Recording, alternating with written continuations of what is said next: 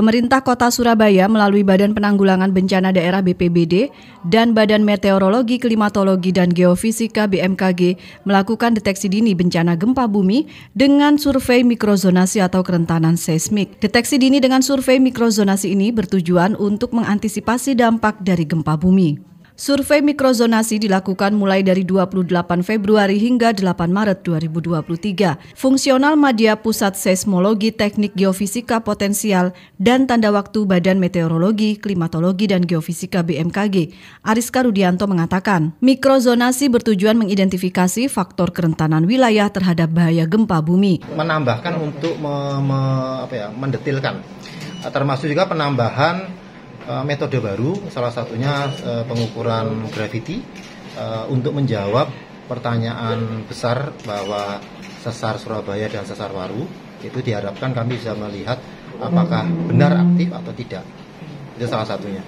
Kemudian untuk nantinya terkait dengan jenis batuan, kami kemarin mengukur kurang lebih 120 sampai 130 titik.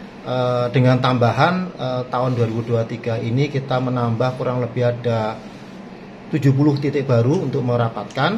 Kemudian untuk kedalaman batuan dasar tadi di tahun ini kita tambahkan 9 titik baru untuk bahkan mungkin ada beberapa wilayah Sidoarjo untuk meyakinkan kami bahwa wilayah Kota Surabaya seperti apa. Tetapi yang jelas kalau kita bicara bencana atau bahaya gempa bumi, bagaimana kita menyiapkan diri sendiri, lingkungan kita, kemudian juga infrastruktur kita, rumah kita, dan juga bagaimana kita bersikap pada saat gempa bumi terjadi. Itu yang sebenarnya lebih penting daripada sekedar kalau kita mempunyai peringatan dini tapi tanpa awareness, tanpa literasi kebencanaan yang baik, itu akan sia-sia juga. Sementara itu, Kepala Badan Penanggulangan Bencana Daerah BPBD Kota Surabaya Edi Kristianto menyampaikan, langkah mitigasi bencana gempa yang dilakukan oleh Pemkot Surabaya ada 3. Di antaranya menerapkan aturan larangan mendirikan bangunan di kawasan rawan bencana. Selain itu, Pemkot Surabaya mengatur tentang aturan konstruksi bangunan, serta melakukan edukasi mengenai mitigasi bencana gempa bumi kepada stakeholder dan masyarakat. Jadi nanti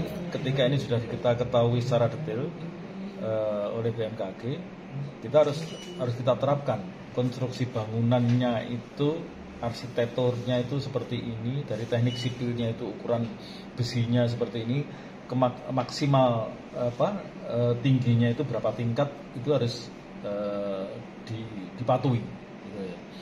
Terus yang ketiga adalah mitigasi ketika itu terjadi gempa. Tadi yang sudah saya sampaikan, BPBD sudah membuat beberapa petunjuk dan kita akan membuat animasi visual terkait bagaimana apa yang kita lakukan terkait terjadi gempa.